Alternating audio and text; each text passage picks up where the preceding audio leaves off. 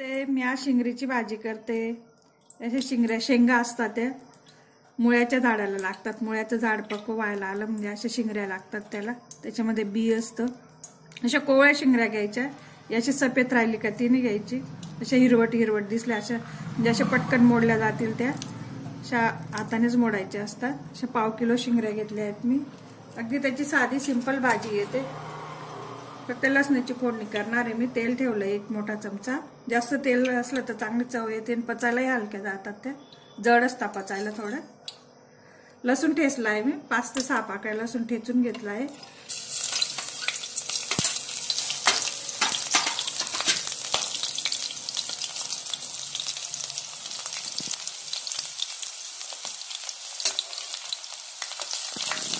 ही झटपट होणारी सिंपल भाजी आहे, पण तेवढीच पौष्टिक पण आहे। त्याचे जीवनसत्व, फॉस्फरस सगळं भरपूर प्रमाणात आहे। मुळ्यामध्ये जे जे असतात विटॅमिन ते त्याच्या शिंगऱ्यांमध्ये असतात। त्याचे सॅलड करून पण खाऊ शकतो आपण। भाजी सुकी भाजी करतात त्याची, कोरडी भाजी।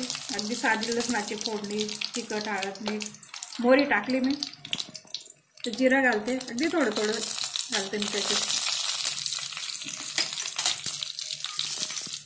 लसूण चांगला लाल झालाय, असं लाल होऊ द्यायचा, खरपूस तळून घ्यायचा, म्हणजे त्याची छान चव येते। हळद घालते, लाल तिखट एक छोटा चमचा। धुवून ठेवलाय मी चांगलं, 2 पाण्याने धुतलंय, निवडून घेतलंय। त्याचं टोकं काढून घ्यायचे, त्या मोडून टाकायच्या, पटकन मोडतात। फोडणी सगळीकडून लागली म्हणजे झाकण ठेवून देणार आहे मी त्याच्यावर। थोडं 3-4 मिनिटं झाकण ठेवून देणार आहे। पाणी घालायचं नाही त्याच्यात, अगदी लो हीट ठेवायची, लक्ष ठेवत राहायचं, पण अगदी जळायला नको असं। झाकण ठेवते मी त्याला। हातानेच मीठ घालते मी, अर्धा चमचा मीठ घातलं। फार मिठाची आवश्यकता नाही त्याला, सुकी भाजी येते। 4 ते 5 मिनिटं झाकण ठेवून देणार आहे। लो हीट केलं, एकदम कमी गॅस केला आहे मी। 4 मिनिटं झाले, मी उघडते। घालून घ्यायचे ते खाली, म्हणजे चिपकतं कढईला, कारण आपण दुसरे मसाले काहीच टाकले नाही, फक्त तिखट हळद आहे। त्यामुळे सारखं कालवत राहायचं, असं कालवत राहायचं आहे ते।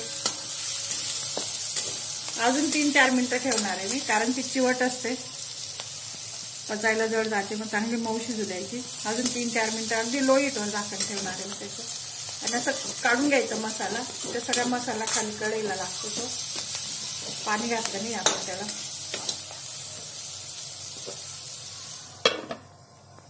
एकदा काढलं होतं 3 मिनिटांनी पूर्वी, परत 3 मिनिटं झाकलं होतं, झाली आपली भाजी तयार। त्याचा छान मसाला कोरून घ्यायचा खालून, कढईला लागतो तो, कारण फक्त तिखट टाकलंय आपण त्याच्यात। मस्त अशी कोरडीच करायची, जास्त कोरडी पण नाही करायची, ती चिवट होऊन जाते, वातडून जाते, पाणी शिजून येऊन जातं। जास्त हाताने दाबून बघायची, जास्त कोरडी झाली म्हणजे ती दातात अडकते, चिवट होते। मुळ्याच्या भाजीसारखी चव लागते, आपण मुळ्याची भाजी करतो सुकी तशी। टमाटे वगैरे टाकून करू शकतात तुम्ही, टमाटे, शेंगदाण्याचं कूट वगैरे, पण मी अगदी सिंपल झटपट होणारी अशी भाजी केली।